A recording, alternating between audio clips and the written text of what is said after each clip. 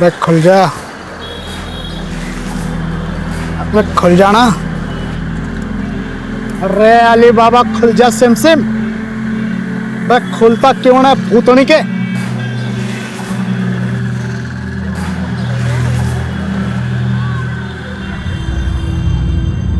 ले भाई, ABCD आयत त्रिभुज सब करके देख लिया, लेकिन इसका पैटर्न है ना मुझे याद नहीं आ रहा है। 2000 रुपये लगेंगे। चल खोल खोल। ठीक है।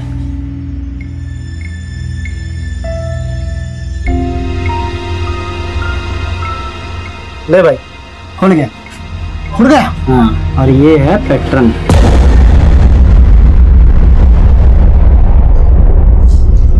पापा,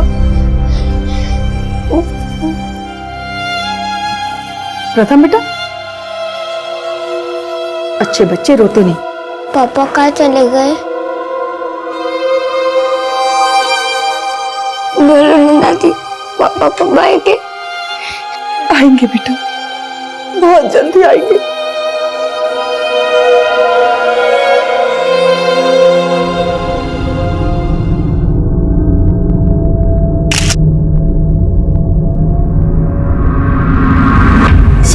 सर सुदेश बत्रा के मोबाइल का IMEI नंबर ट्रैकिंग पे था। अभी अब उसके फोन में एक दूसरा सिम कार्ड एक्टिव हुआ है विकासपुरी में।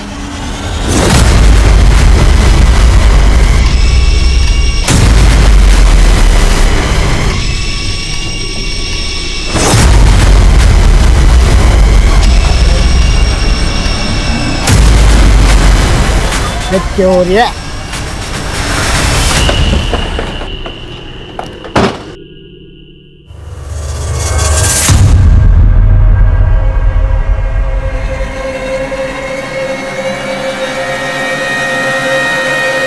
रुक, इधर आ।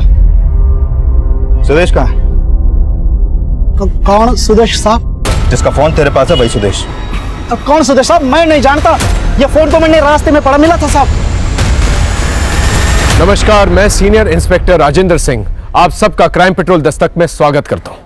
सुदेश बत्रा देश के एक लीडिंग इंश्योरेंस कंपनी का रीजनल मैनेजर, एक मामूली अकाउंटेंट से रीजनल मैनेजर का सफर केवल 10 सालों में तय किया सुदेश बत्रा ने। Good morning. बैठी। वैसे बहुत अच्छी बात है कि आप लोग फर्स्ट डे बिल्कुल टाइम पे आए। टाइम से याद आया, टाइम जानने का सबसे अच्छा तरीका क्या है? Sir watch. और ये वॉच जो मेरे कलाई पे है, इट्स वेरी एक्सपेंसिव, बहुत महंगी घड़ी है। और जानते हैं कि महंगी घड़ी मेरी कलाई पे क्यों है? क्योंकि मैंने समय देखते हुए कभी भी काम नहीं किया। जो लोग समय देकर काम करते हैं उनका अच्छा समय कभी नहीं आता। तो simple formula, work hard and make your name. जो आदमी सुदेश बत्रा के फोन के साथ पकड़ा गया उसका नाम था राजवीर सिंह। राजवीर सिंह एक दिहाड़ी मजदूर था। उसका इतने बड़े एलीट ऑफिसर के साथ क्या वास्ता था, यह पता लगाना अब भी बाकी था। 10 अगस्त 2018 सुदेश बत्रा गायब होता है। सुदेश बत्रा मिसिंग केस के इन्वेस्टिगेशन के दौरान उसकी जिंदगी के पर्सनल और प्रोफेशनल कई पहलू हमारे सामने हैं।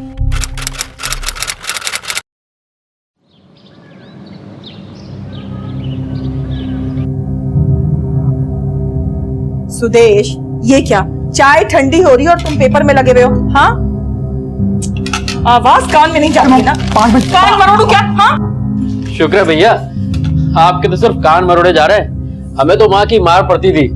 लकी हो आप। गुड मॉर्निंग पापा, good morning daddy, good morning चाचा। ओए, गुड मॉर्निंग दुकान। तैयार क्यों नहीं हो अभी तक? स्कूल जाना है क्या? मम्मी मुझे प्रदीप मामा के घर पे ले जाने वाली है।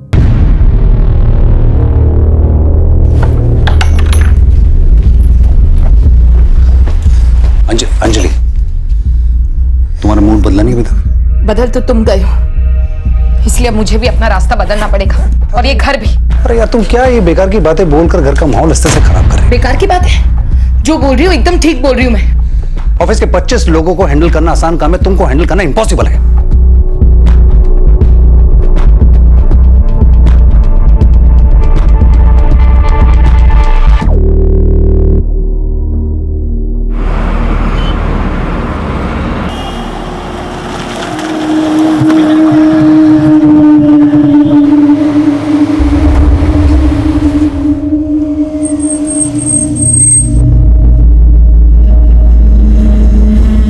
मॉर्निंग साहब। Good morning.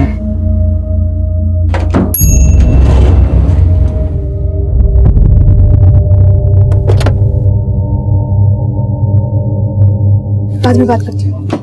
Good morning. Good morning. Good morning. Sudesh, good morning. Sudesh, देखा तूने? डीएनपी के 20 कलीग्स इन्वॉल्व थे इस स्कैम में और उनके शेयर्स तो रोजाना गिर रहे हैं।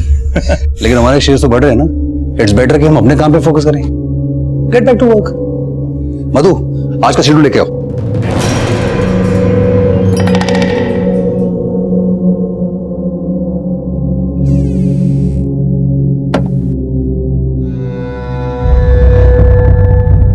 नौ बज गए, सुदेश अब तक घर नहीं आया है। उसको फोन लगा रही, फोन भी नहीं लग रहा उसका। तुम्हें कुछ बता के गया है कि वो आज लेट आने वाला है? नहीं मम्मी, मुझसे तो कुछ नहीं बोला उन्होंने।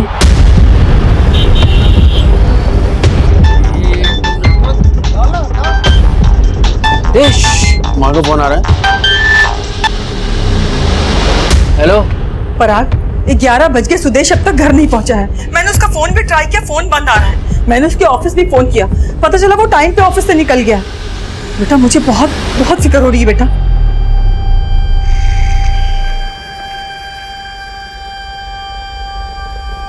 ये 12 बज गए, अब तक कहाँ?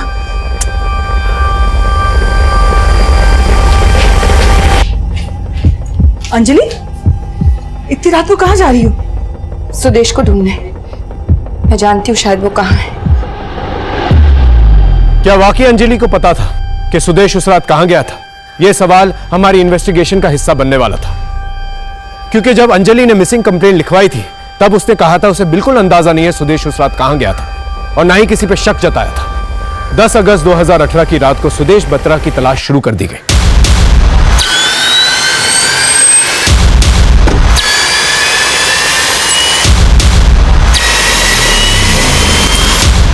उसका फोन हमारे सर्वेलेंस में था। उसे गायब होने का राज पता करने के लिए 11 अगस्त को हम उसके ऑफिस पहुंचे।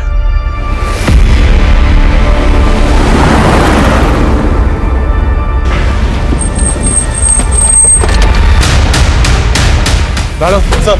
पूछताछ करो, मैं ऊपर देख के आया। सर।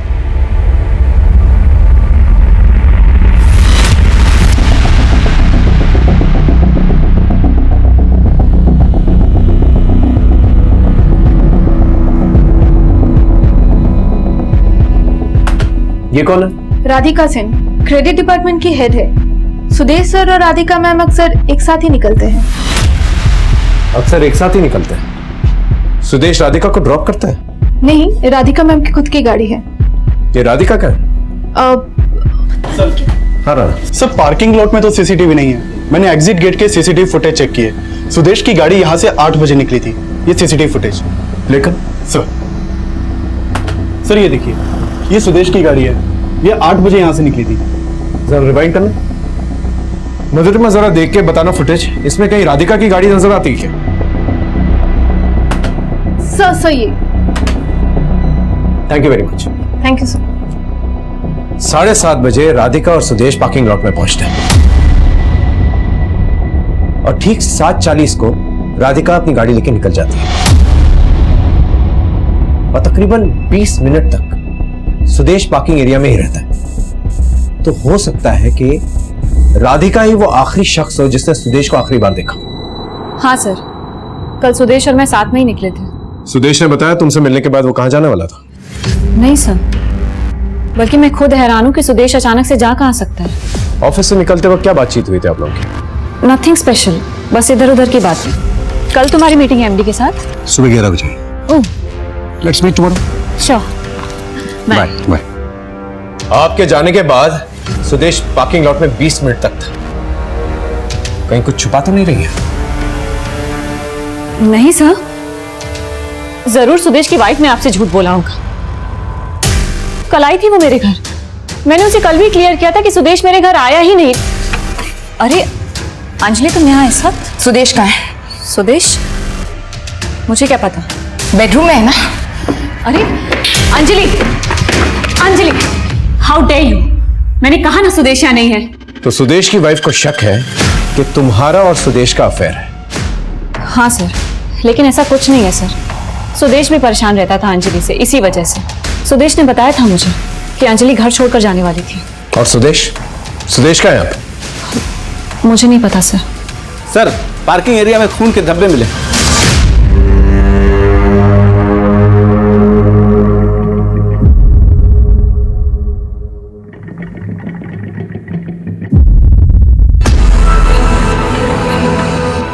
ये देखिए सर।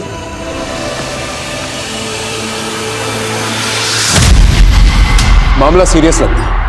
फॉरेंसिक टीम बुलाओ और ब्लड की जांच करवाओ। पता लगाओ सुदेश का ब्लड ग्रुप क्या था और इस ब्लड से मैच करके देखो। Okay sir. पार्किंग लॉट में आने जाने वाले हर एक शख्स से पूछताछ करो और राधिका की कुंडली निकालो। पता लगाओ राधिका और सुदेश का क्या चक्कर था, और यह भी पता लगाओ सुदेश का किसी कलीग से झगड़ा हुआ था। तब तक मैं अंजलि के घर जाता हूं, ये पूछता हूं कि अगर उसे शक था सुदेश और राधिका साथ में है तो ये बात हमसे क्यों छुपाई? हाँ सर, मुझे शक है कि राधिका और सुदेश का अफेयर चल रहा है। इसी बात को लेकर मेरा और सुदेश का झगड़ा भी हुआ था। मुझे चीट कर रहे हो? मुझे तुम्हारे साथ नहीं रहना। I hate you. ठीक है, तुम्हें जो करना है करो, और अब मैं वो करूंगा जो मुझे करना है। और जब वो रात को घर नहीं आए तो मुझे लगा मुझसे बदला लेने के लिए वो राधिका के साथ, इसलिए अब राधिका के घर गई। Anjali, how dare you! मैंने कहा ना सुदेश यहाँ नहीं है। नहीं है तो देखने दो ना, रोक क्यों रही हो? अरे अंजलि, मेरी बात। राधिका, क्या चल रहा है सब? क्या हो क्या रहा है मेरे घर में? वो तो राधिका के हस्बैंड घर आ गए थे, नहीं तो मैं। हस्बैंड? हाँ सर, जैसे सुदेश मुझे चीट कर रहे हैं, राधिका अपने हस्बैंड को चीट कर रही है। अगर आपको इतना ही डाउट था तो पहले क्यों नहीं बताया हमसे ये सब? सर, मैं बात को ज्यादा आगे बढ़ाना नहीं चाहती थी।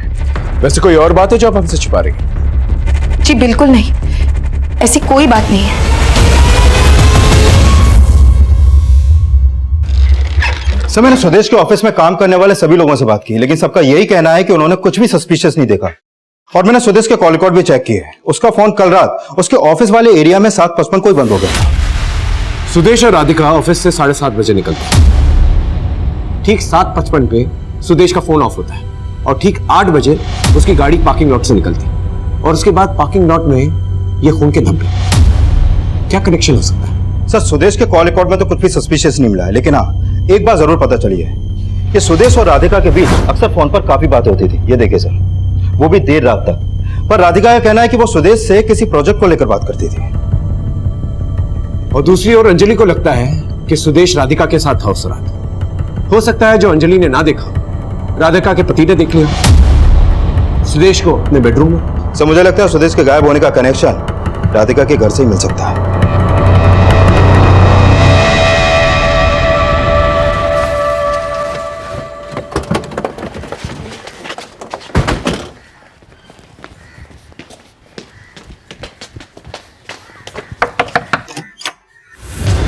Search warrant. सर, ये क्या कर? अच्छे से सर्च करो।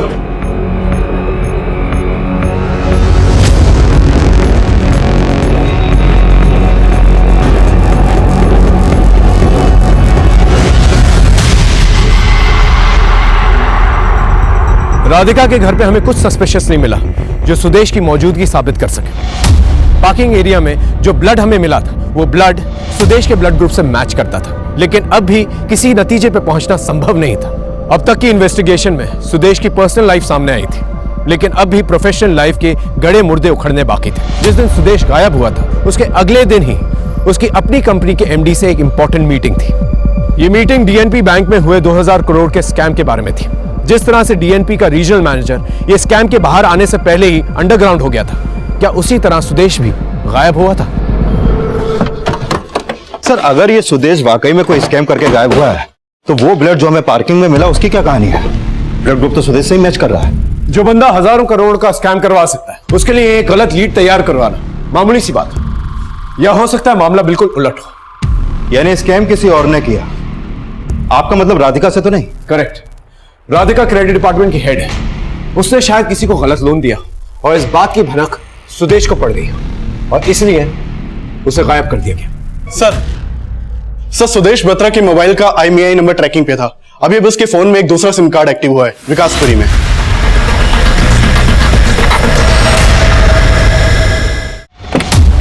सर, इस राजवीर को बहुत तोड़ा, लेकिन वो अपने एक ही सुर पे अटका पड़ा है कि उसे सुदेश का मोबाइल विकासपुरी के पास कहीं पड़ा मिला। और सर, राजवीर के पास से एक और मोबाइल और 16,900 रुपए भी मिले हैं।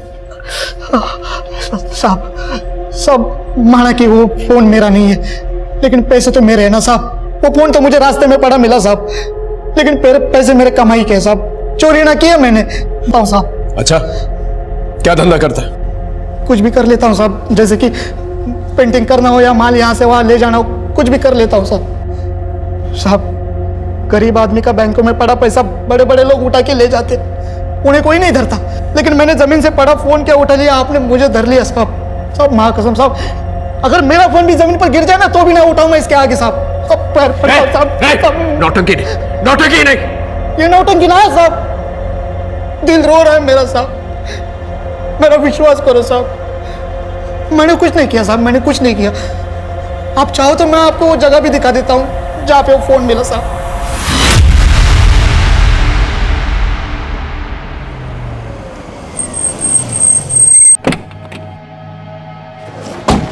बता, कहाँ मिला था? साहब आज सुबह जा रहा था तो यहीं पे पड़ा मिला वो मनोज फोन। यहाँ पर? जी साहब। यहाँ इतने लोग आते जाते हैं, किसी को फोन दिखाई नहीं दिया, सिर्फ तुझे ही दिखाई दिया। हमारी किस्मत खराब थी साहब, जो आपकी मार खाने वास्ते ये मनोज फोन उठा लिया मैंने साहब। पैर पड़ता हूँ साहब, मरने जाने दो साहब। मेरी बीवी घर पर इंतजार करती होगी, फैमिली वाला आदमी हो साहब, जान दो।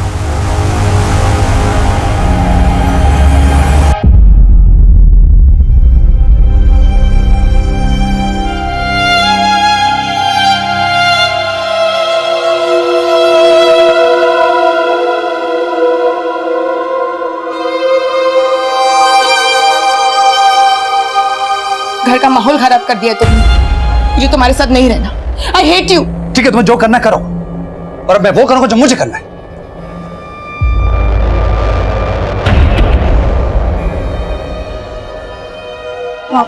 प्रथम,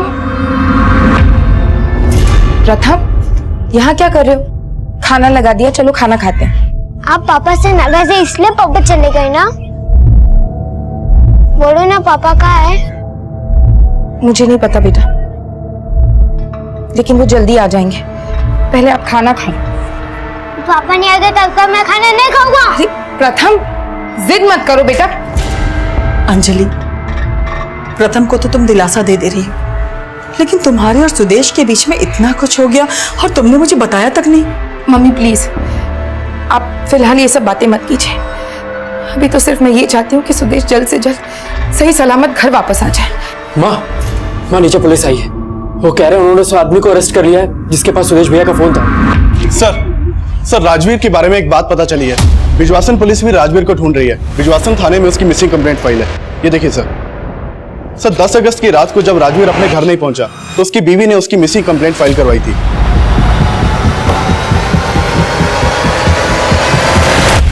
सुदेश के फोन की कहानी तो तूने सुना थी, अब अपने मिसिंग होने की कहानी सुनो। दरअसल 10 अगस्त को साहब हमारा डिम्पल के साथ झगड़ा हो गया था साहब। डिम्पल हमारी बीवी साहब। सुदेश की तरह इसकी भी बीवी के साथ झगड़ा हुआ था। क्या झगड़ा हुआ था? अब क्या बताऊं साहब, उस दिन क्यों, कोई कहानी नहीं सूझ रही? अरे ना साहब, कोई कहानी नहीं है। बात यह है कि डिम्पल जो है ना वो मेरी बैल्यू ना समझती साहब, हर बात पर किक करती रहती। खाना मांगो तो जाके ले लो खाना, पानी मांगो तो पी लो पानी। उस दिन ज्यादा गुस्से में आ गए साहब, इसलिए झगड़ा कर निकल लिया वहां से, और जानबूझकर साहब मैंने अपना फोन बंद कर दिया ताकि मेरे बिना हमारी फिक्र हो उसको, और वही हो गया साहब। मेरे जाने के बाद हमारी फिक्र हुई उसको, इसलिए तो उसने रपट लिखवा दी साहब। मैंने जाने दो साहब, घर पे डिम्पल मेरा इंतजार करती होगी साहब, जान दो। बेटा तू जितना ऊपर है ना उतना नीचे भी अच्छी तरह से समझना है हम लोग। 10 अगस्त को जानबूझ के फोन बंद किया था ना ताकि सुदेश को उठा सके, और मिसिंग कंप्लेंट का भी आइडिया तेरा ही था। तेरी बीवी भी इन्वॉल्व है ना इसमें।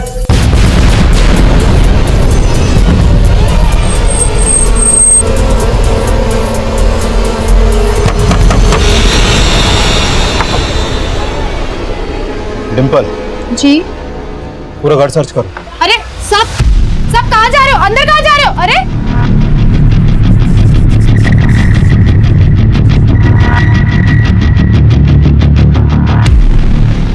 ये बात कर रहे हो साहब? अगर राजवीर घर पर होता तो मैं उसकी रपट क्यों लिखवाती? मेरा घर क्यों ऊपर नीचे करने पे लग रहे हो आप? इतना भोली मत बन डिम्पल, हम सुदेश को ढूंढ रहे हैं और तुम दोनों का यही प्लान था ना कि पहले राजवीर सुदेश को गायब करेगा और फिर तू राजवीर की मिसिंग कंप्लेंट दर्ज करवाएगी ताकि हमारा शक उस पर न जाए। कौन सुदेश? सर यहाँ कोई नहीं मिला, शायद सुदेश यहाँ आया ही नहीं था। देखा, पहले ये बताओ राजवीर कहाँ है? ये क्या हो रहा है साहब? अब हमारी बीवी को भी उस सुदेश के साथ जोड़ रहे हो। अरे ना वो जानती है किसी सुदेश को, ना मैं। वो तो हम गुलवा लेंगे। सर एक अच्छी तरह से खातिरदारी करो इसकी। साहब सुन लो साहब, साहब मत मारो साहब, साहब मैंने कुछ नहीं किया साहब। शिकायत दर्ज कराने वाले को ही अंदर कर दिया। घना अन्याय है ये सब। चुप हो जा। कैसे कैसे चुप हो जाए? क्या चिल्लम चिल्ली हो रही है यहाँ पर? साहब आप सबके सब बिक गए हो साहब। मुझ गरीब पर जुल्म करके क्या मिलेगा साहब आपको? उनको क्यों नहीं अंदर करते जो विदेशों में बैठे हैं? बिल्कुल राम मिला जोड़िए तुम और तुम्हारा पति। साहब उसको छोड़ दो ना साहब। अगर वो निर्दोष है तो उसे छोड़ देंगे, वरना बहुत मार खाएगा मेरे हाथों। नहीं नहीं साहब, मारना मत साहब। उसने कुछ किया होगा तो मुझे बताएगा साहब। एक बार मिलने दो ना साहब।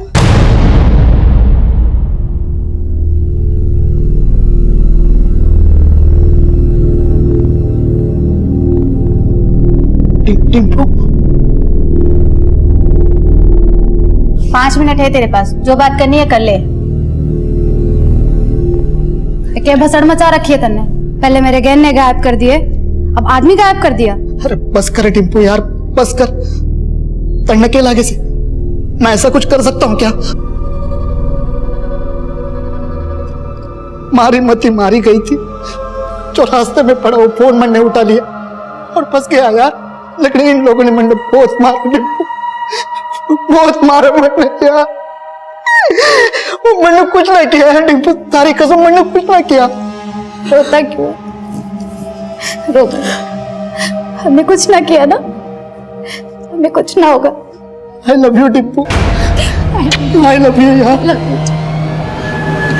हमें दोनों मियां बीवी पे शक था, लेकिन उनका कोई कनेक्शन सुदेश से नहीं मिल पा रहा था। और तभी सुदेश की गाड़ी नजफगढ़ में मिली, और गाड़ी मिलने के बाद यह साफ हो गया कि सुदेश के साथ कुछ भयानक हुआ था।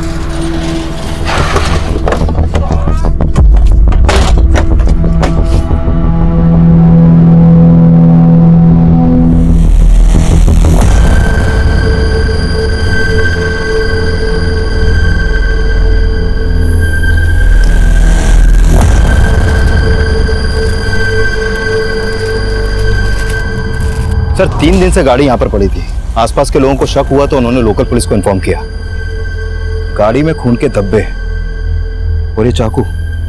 फॉरेंसिक टीम को बुलाओ, ब्लड की जांच करो, गाड़ी और चाकू की भी जांच करो, शायद कोई फिंगरप्रिंट्स मिल जाए। अगर राजवीर ने सुदेश का खून किया है तो उसके फिंगरप्रिंट्स पे होने चाहिए। सर राजवीर बोल रहा था उसे सुदेश का फोन विकासपुरी में मिला है और सुदेश की कार यहाँ नजफगढ़ में। सर जरूर ये राजवीर हमें घुमा रहा है।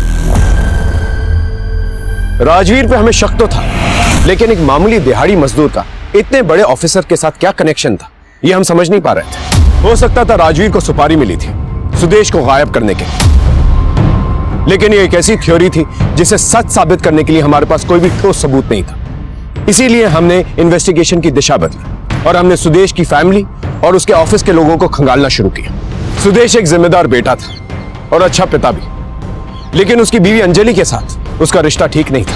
अंजलि पे हमें शक था। राधिका और मेहुल भी हमारी रेडार में थे, लेकिन जैसे जैसे इन्वेस्टिगेशन आगे बढ़ती गई हमें पता लगा कि सुदेश के ना चाहने वाले उसके ऑफिस में कम नहीं थे।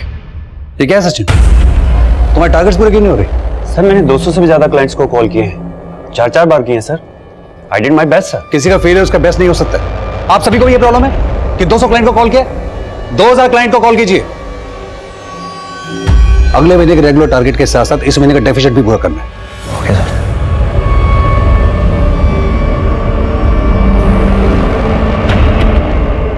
सुदेश चाहता था कि हर एम्प्लॉय उसको अपना 100% दे और कभी कभी इसी चक्कर में थोड़ा सा ओवर रिएक्ट करता था। पर मेरे हिसाब से वो एकदम सही करता था।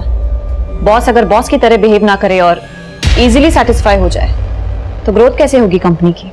लेकिन सर परफॉर्मेंस प्रेशर की वजह से काफी एम्प्लॉय ज्वाइन करने के कुछ महीने बाद ही जॉब छोड़ दिया करते थे।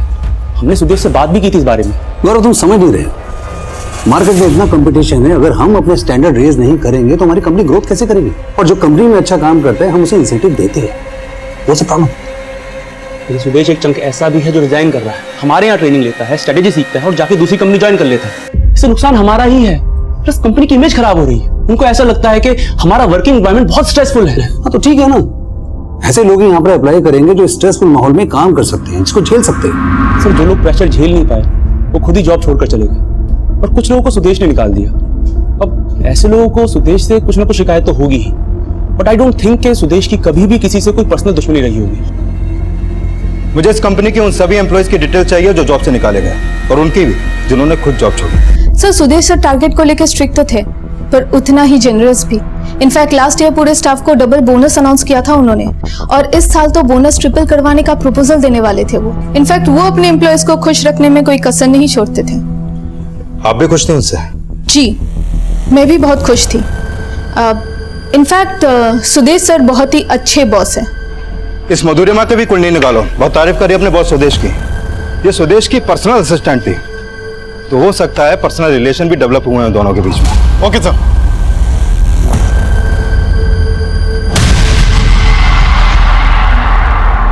प्रथम बेटा मत रो, पापा आ जाएंगे थोड़ी देर में बेटा। कितना वेट करूं दादी, पापा आपकी याद आ रही है।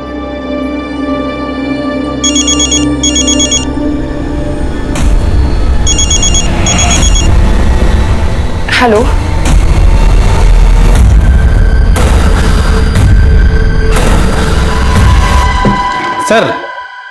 सर राजवीर की बीवी डिंपल के बारे में एक खबर पता चली।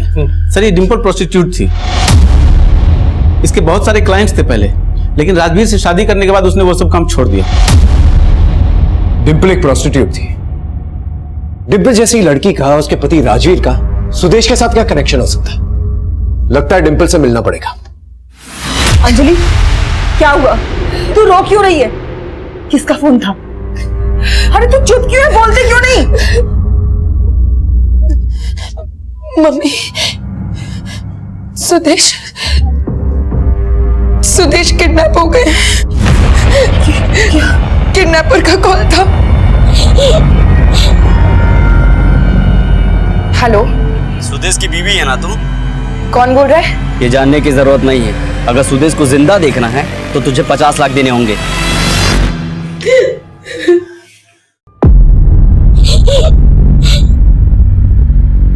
हाँ साहब, धंधा करती थी मैं पहले, लेकिन वो काम मैं मजबूरी में अपना पेट पालने के लिए करती थी साहब। बचपन में ही मैं अनाथ हो गई और मेरे मामा ने मुझे बेच दिया, लेकिन राजवीर मेरी जिंदगी में आया तो मैंने वो सारा काम छोड़ दिया था साहब। जब तू धंधा करती थी तब तो सुदेश आया होगा तेरे पास। कौन सुदेश साहब? मुझे नहीं मालूम। मेरे लिए तो सब कुछ राजवीर ही है। बहुत प्यार करता है राजवीर मुझसे साहब। मुझसे शादी करने के लिए उसने अपने बाप तक से बगावत कर दी थी। उसका बाप कहाँ है? पता नहीं साहब।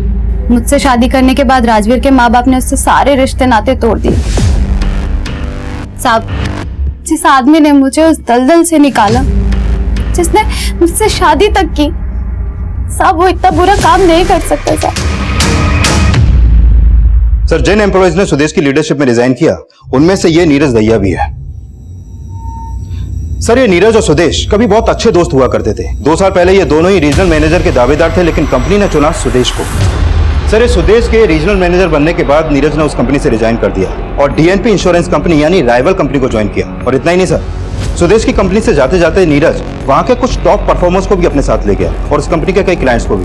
उसके बाद सुदेश को पता चला कि नीरज के अप्रूवल पर 5 करोड़ का लोन सैंक्शन हुआ था, वो भी फेक डॉक्यूमेंट्स पर, और जिसको लोन दिया गया था वो फरार था।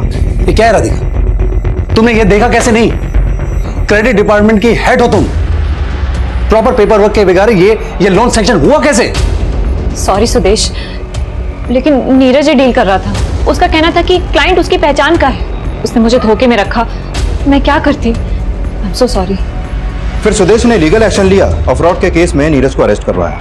नीरज की गिरफ्तारी की वजह से डीएनपी कंपनी ने भी उसे जॉब से निकाल दिया। सर नीरज अभी 6 महीने पहले ही जेल से रिहा हुआ है, लेकिन पता चला है कि सुदेश के गायब होने से पहले, मतलब 1 हफ्ता पहले, वो दुबई शिफ्ट हो गया था। इस नीरज का बदला लेने का मोटिव तो बनता है। हो सकता है दुबई शिफ्ट होने से पहले इसने सुदेश को गायब करने का पूरा प्लान तैयार किया।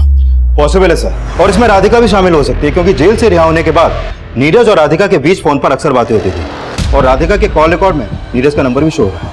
ये राधिका का नाम सुदेश की पर्सनल और प्रोफेशनल लाइफ दोनों में उछल रही। पता लगाना होगा ये दोनों का क्या चक्कर है। अंजलि, पुलिस को सुदेश की गाड़ी मिली है और उनका कहना है कि उसमें जो खून लगा है वो सुदेश के ब्लड ग्रुप से मैच हो रहा है। और तुम कह रही हो कि सुदेश किडनैप हो गया और किडनैपर्स तुमसे फिरौती मांग रहे हैं। मुझे कुछ ठीक नहीं लग रहा है। मैं पुलिस को इन्फॉर्म करती हूँ। नहीं मम्मी, अगर हमने पुलिस को इन्फॉर्म किया और किडनैपर्स ने सुदेश को कुछ कर दिया तो? माँ भाभी ठीक कह रही है, हम पुलिस को इन्फॉर्म करने का रिस्क नहीं ले सकते, हमें उन किडनैपर्स की कॉल का वेट करना चाहिए। माँ आप एक काम करो, आप पैसों का इंतजाम करो।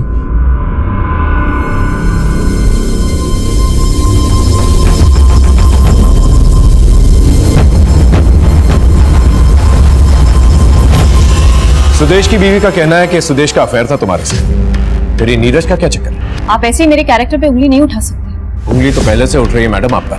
अब आप ये बताइए, सुदेश के गायब होने से एक हफ्ता पहले नीरज दुबई चला जाता है, उसका क्या कनेक्शन है आपके साथ? आप मुझ पर बेकार में ही शक कर रहे हैं सर। तो फिर कंपनी छोड़ने के बाद भी नीरज तुम्हें फोन क्यों किया करता था? क्योंकि उसके साथ मिलकर मैं सुदेश को मारने की प्लानिंग कर रही थी, इसलिए।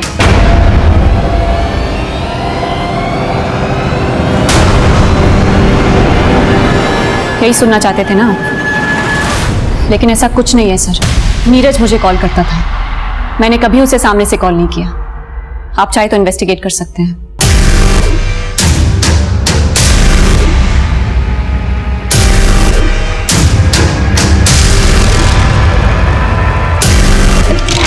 सर, राधिका के खिलाफ तो कुछ नहीं मिल रहा और नीरज को दुबई से यहाँ बुलाने के लिए एम्बेसी से बात चल रही है। लेकिन सर एक बात तो पता चली है, नीरज को अरेस्ट करवाने के बाद सुदेश ने अपनी कंपनी में एक नई पॉलिसी बनाई जिसमें कंपनी के हर एम्प्लॉय को एक बॉन्ड साइन करना था।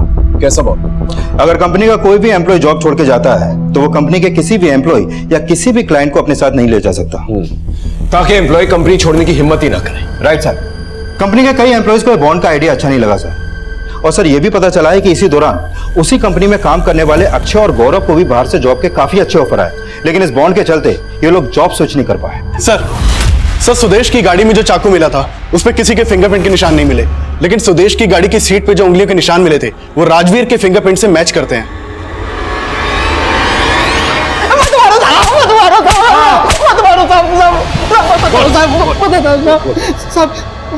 मैंने पहले आपसे झूठ बोला था साहब, वो मोबाइल वाली बात भी झूठी थी साहब।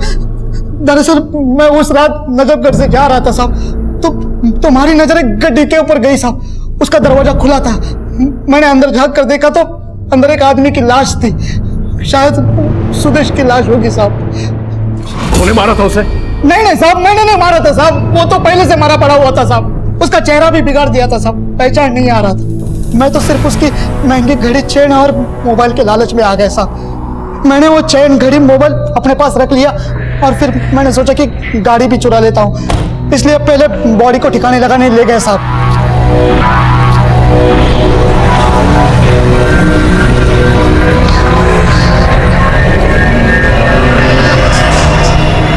साहब बाद में मैंने जो है ना वो गाड़ी चुराने का आइडिया ड्रॉप कर दिया साहब, क्योंकि उसमें खून लगा था। बॉडी के पर्स से मुझे 4 कार्ड और 2000 रुपये कैश मिला, जो मैंने मेरे पास रख लिया साहब। घड़ी और चैन बेचकर 15,000 रुपये मिल गए थे, उसमें से 2100 रुपये का मोबाइल बना दिया। बाकी सब जो थे वो सब मेरे पैसे थे साहब। कुल मिलाकर 16,900 थे, जो आपको मेरी जेब से मिली। मैंने कुछ ना किया साहब, और मैंने कोई सुपारी भी ना ली साहब। आप चाहे तो मैं आपको वो जगह भी दिखा देता हूँ जहाँ पे मैंने वो बॉडी फेंकी थी। साहब इतना पीटो इसे कि झूठ के कीटाणु हमेशा के लिए मर जाए। मैं सच कर रहा था, मत मारो साहब। हेलो, पैसे का इंतजाम हुआ क्या? हाँ हो गया है, लेकिन सुदेश का है। उनका बेटा उनसे बात करने के लिए तरस रहा है। प्लीज एक बार बात करा दो प्लीज। हाँ।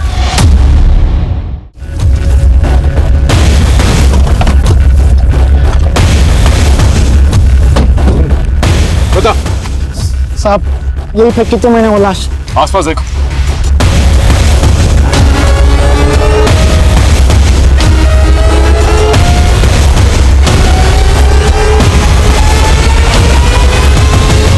सर यहाँ आसपास तो कोई बॉडी नहीं मिली है।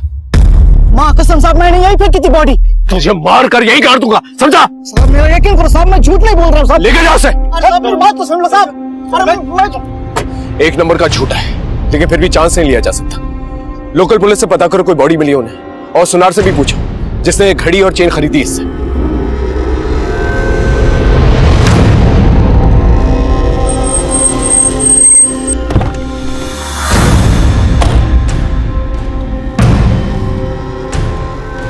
वो सुनार ने मान लिया था कि राजवीर से उसने 15,000 रुपए देकर वो घड़ी और चेन खरीदी थी, लेकिन नरेला पुलिस ने बताया कि उन्हें उस डंप एरिया में कोई लाश नहीं मिली थी। लेकिन राजवीर अब भी अपनी बात पर अटल था।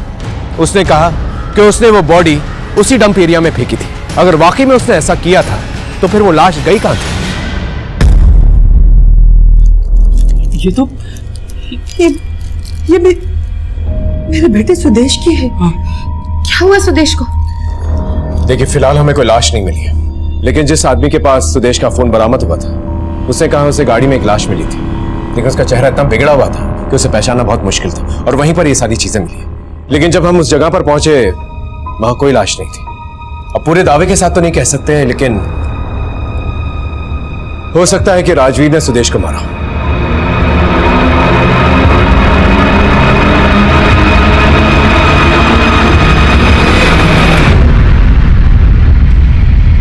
पुलिस को शक है कि सुदेश का मर्डर हो चुका है, और तेरा कहना है कि किडनैपर सुदेश को वापस करने के बदले पैसे मांग रहे हैं। हाँ, कहीं तू हमें पागल तो नहीं बना रही ना? तू नहीं कहीं सुदेश को कुछ ऐसा वैसा नहीं किया ना?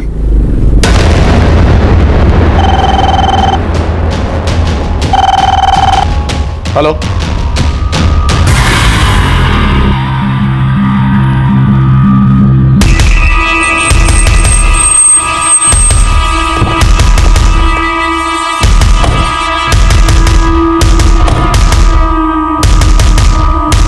मैं झूठ नहीं बोल रही हूँ सर, किडनैपर का कॉल आया था। मैं डर गई थी। उन्होंने मुझे धमकी दी थी कि अगर मैंने आप लोगों को कुछ भी कहा तो वो सुदेश को। लेकिन आपके सास और देवर का कहना है कि किडनैपर्स का फोन एक नाटक है। मैं जानती हूँ सर, मम्मी को मेरी बातों पर भरोसा नहीं है, लेकिन मैं सच कह रही हूँ। किडनैपर का कॉल आया था और उसने मुझे कहा सुदेश जिंदा है और उसके कब्जे में है। वो नंबर दीजिए जिससे किडनैपर्स ने फोन किया था। सर राजवीर बता रहा था कि बॉडी का चेहरा पूरी तरह से बिगाड़ा हुआ था, और जहां उसने बॉडी डंप की वहां बॉडी नहीं मिली, और सुदेश की फिरौती का कॉल। सर ये चक्कर को समझ में नहीं आ रहा है। पता करो सुदेश की बीवी ने जो नंबर दिया है वो कहाँ का है, सब समझ में आ जाए। सर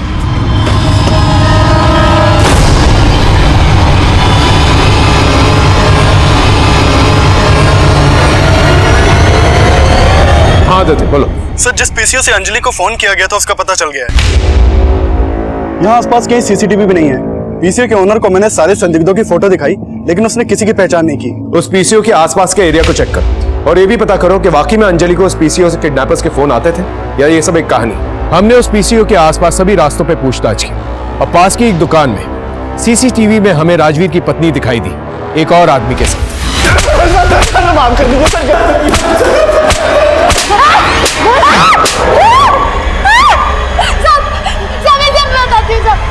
मैडम को दूर करेगा साहब, मेरा कोई हाथ ना है सुदेश को गायब कराने में। मैं तो बस अपने पति को बचाने के लिए फिरौती के फोन करा रही थी अपने पुराने दलाल गफूर से साहब। मैंने सिर्फ कॉल किया था सर, उसके बदले में डिंपल ने मुझे पैसे दिए थे सर, और मुझे कुछ नहीं पता सर। मैंने ये सब इसलिए करा है साहब ताकि आप लोग राजवीर पर शक न करो और आप लोगों को लगे कि सुदेश जिंदा है साहब। तेरी बीवी ने ली थी ना सुपारी सुदेश को मारने के लिए, और उसी ने कहा था तुझे सुदेश को मारने को। ना साहब, हमारी बीवी को छोड़ दो साहब, उसने कुछ ना किया साहब, यही सच है। अब सच चाहे जो भी हो, केस तो यही बनेगा। तू और तेरी बीवी हमेशा के लिए जाएंगे अंदर, क्योंकि वो भी फंस चुकी है फिरौती का फोन करवा के। ना साहब, डिंपल ने कुछ ना किया साहब। मैं आपको बताता हूँ साहब सच क्या है, पूरा सच। झूठ का एक भी खतरा मिला ना मुझे तो मार कर यहीं गाड़ दूंगा, समझा? बोल। साहब मैंने ही मारा था सुदेश को।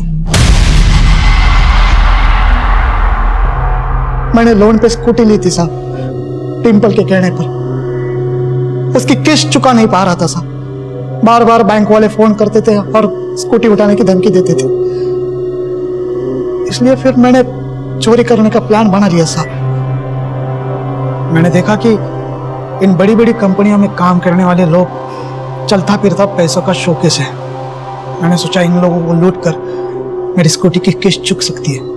मैंने नोट किया साहब कि लूटने के लिए बड़े बड़े बिल्डिंग के पार्किंग का एरिया बेस्ट होता है, वो भी रात के टाइम में। मैं सिर्फ डरा कर लूटने वाला था साहब, इसलिए जैसे ही वो सुदेश गाड़ी में बैठा मैं उसके पीछे जाके बैठा साहब।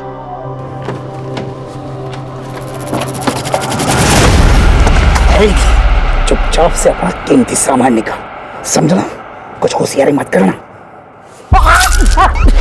मेरा चाकू से उसका गला कट गया। फिर वो चिल्लाकर भागने लगा साहब।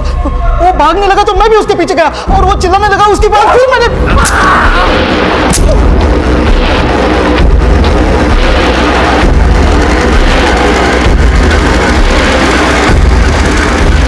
उसके बाद मैंने सुदेश को गाड़ी में डाला और पार्किंग से निकल लिया साहब।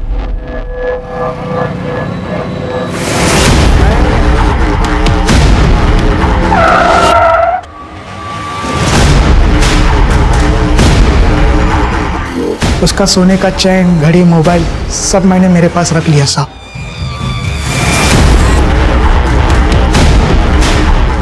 फिर उसकी बॉडी खंडवाला के जंगल में ले जाकर फेंक दी।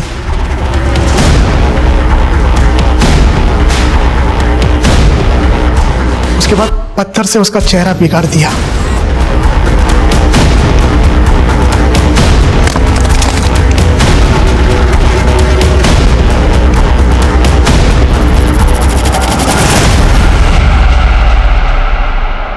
और उसकी गाड़ी नजाबगढ़ के सुनसान एरिया में छोड़ा है साहब।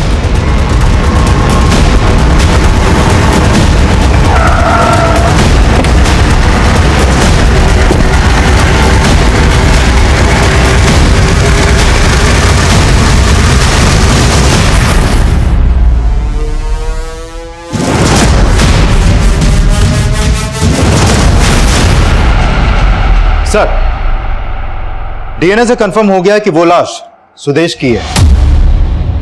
और हाँ सर, उसका गला काटा गया और 13 बार स्टेबिंग भी हुई है। तुम्हें ये बात हजम हो रही है? राजवीर को अपनी स्कूटी की किस्त चुकानी थी, इसीलिए उसने ये सारा प्लान रचा। और जब सुदेश चिल्लाने लगा तो राजवीर ने उसे मार डाला। लेकिन 13 बार स्टैबिंग करके उसका चेहरा बिगाड़ के इतनी दूर ले जाके उसे फेंकने की क्या जरूरत थी? और जिस तरह से ब्रूटल किलिंग हुई है उसे देख के तो लगता है जैसे किसी ने पर्सनल दुश्मनी निभाई है। सर, सुदेश को अकेले इस तरह मारना और फिर इसकी लाश को गाड़ी में डालकर दूर जंगल में ले जाकर फेंक देना, सर ये किसी एक आदमी का तो काम नहीं हो सकता, वो भी राजवीर के साइज का। जरूर इस राजवीर के साथ कोई ना कोई तो शामिल है सर।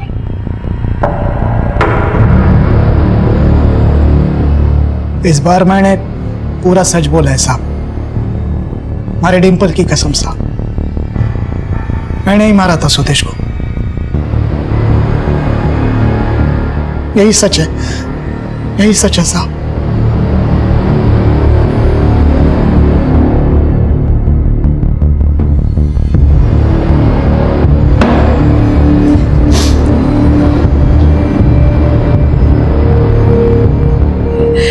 सिर्फ कुछ पैसों के लिए सुदेश को मार डाला उस आदमी ने।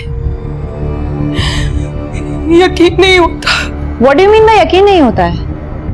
अब तो उसके ने खुद जुर्म कबूल कर लिया है, तो फिर डाउट करने की बात ही कहां से आती है? और वैसे भी कोई अपने सर पे इतना बड़ा इल्जाम क्यों लेगा?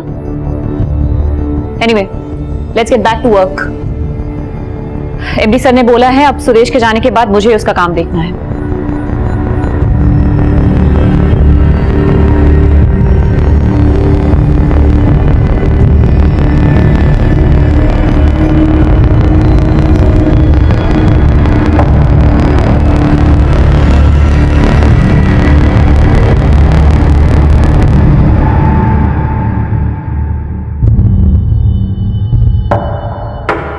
Sudesh Batra murder case solve हो चुका है। कातिल का कन्फेशन ही हमारे लिए सबसे बड़ा सबूत था। राजवीर ने कबूल किया कि वो बिजनेस कॉम्प्लेक्स में आया जाया करता था ताकि किसी अमीर आदमी को वो फांस सके और उसे अपना शिकार बना सके। लेकिन ताज्जुब की बात यह थी कि इस हाईली सिक्योर्ड एरिया में किसी ने उसे आते जाते नहीं देखा और इसी का फायदा राजवीर ने उठाया और एक पार्किंग लॉट को अपनी लूट का ठिकाना बनाया। यह नामुमकिन सी बात थी कि सीसीटीवी कैमरा पे राजवीर को किसी ने आते जाते ना देखा, लेकिन एक अनजान आदमी की ट्रेसपासिंग को पूरी तरह से नजरअंदाज किया गया और इस दस्तक को नकारा गया और अंजाम एक निर्दोष को भुगतना पड़ा। हालांकि केस सॉल्व हो चुका था, लेकिन ऐसे कई सवाल थे जिनके जवाब अभी तक नहीं मिले थे। कुछ ऐसे सिरे थे जो एक दूसरे से जुड़े नहीं थे। कभी कभी कुछ केसेस ऐसे भी होते हैं जो एक ऑफिसर को पूरी तरह से संतुष्टि नहीं दे पाते। ये वो लकीर होती है जो सच और संभावित सच को अलग करती है। इस केस को आपके सामने लाने का मकसद सिर्फ यही है कि आप सच और संभावित सच के फर्क को समझें और इसके भ्रम से भ्रमित होने से बचें, क्योंकि मकसद बताना नहीं, बचाना है। जय हिंद।